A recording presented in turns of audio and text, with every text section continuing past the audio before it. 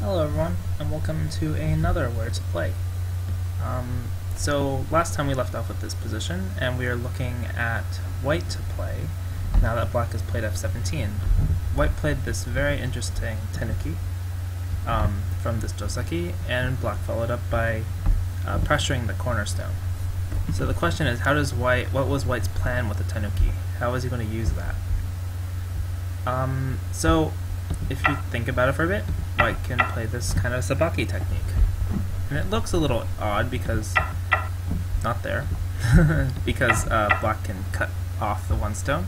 But actually, it's not really bad at all, because after this, white can take sente, or after this, black has to come back to fix.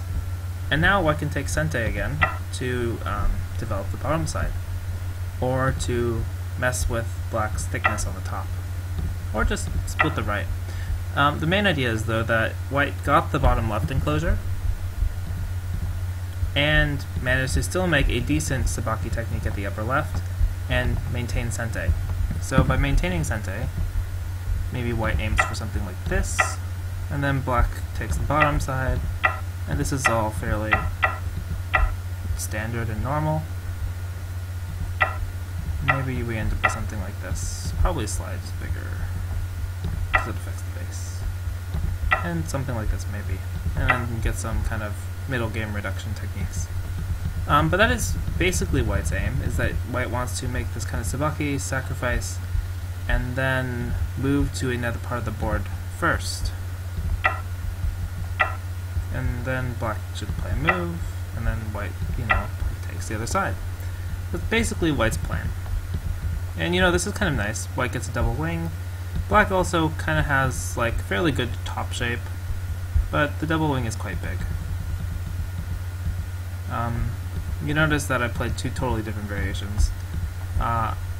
This way is a more active way to reduce the top thickness and break the game into a small territorial type of fighting. Whereas this way is kind of a more large-scale moyo type of game. Although it still kind of breaks into some reducing and territorial fighting. Okay. What if black played a different move, though? What if black played this attachment? How should white answer? If you just hane and pull back, and like this, you kind of end up in a really awkward shape. You might get like this, but then this is kind of like not particularly appealing to get sealed in. White has to add a move here, and then black can take another large point. It feels like white's kind of being a little bit inefficient. Black could even force once. So that's not really good. But actually white has a nice order of moves. White can actually play here first. If black plays here, white's not going to go here. White will hane it over and take the stone. And the shape in the corner is a lot better than before. The top side is open.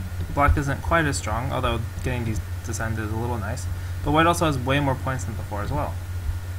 So playing here is really quite a nice order of moves. And if black takes away the corner, white can slip out to the top side. So this is kind of white's idea with c5. I'm not actually really sure if this is really a good strategy for white or not, but it is definitely an interesting one, so I thought I'd bring it up. The next position, if I can find it, is actually similar to a position that we've seen before. Oh, whoops, I did it in a different move order this time. Yep. And this time white doesn't play the L3 move to reduce black's potential and have the follow-up at O3. Instead, white just separates the bottom. If I can get the move there. And then black approaches. And in this case, white could play f4, but it would be a little bit passive, considering there are still weaknesses here.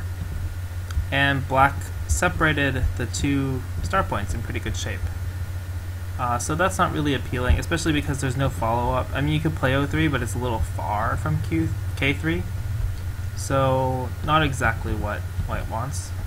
White could pincer, but if black takes a corner, in the end, K3 is not in a terrible place, but it is a little bit in a strange place. because after this you feel like, oh, you should defend this, and then black can come here, or just approach on the big side too. Either way.